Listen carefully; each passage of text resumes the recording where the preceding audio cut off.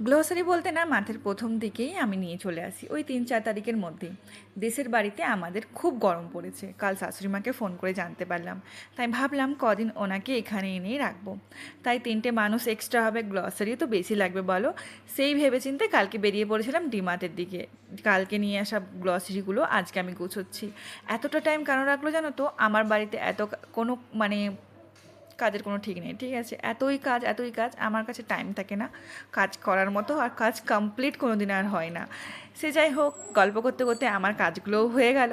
তবে তোমাদের সঙ্গে গল্প করতে আমার বেশ মজা লাগে। আমার মনে হয় আমি কাউকে তো কিছু বলছি। আচ্ছা, অপোজিট থেকে তোমরা যে আমার কথা শুনছো, তোমাদের কেমন লাগছে আমাকে অবশ্যই কমেন্টে জানিও।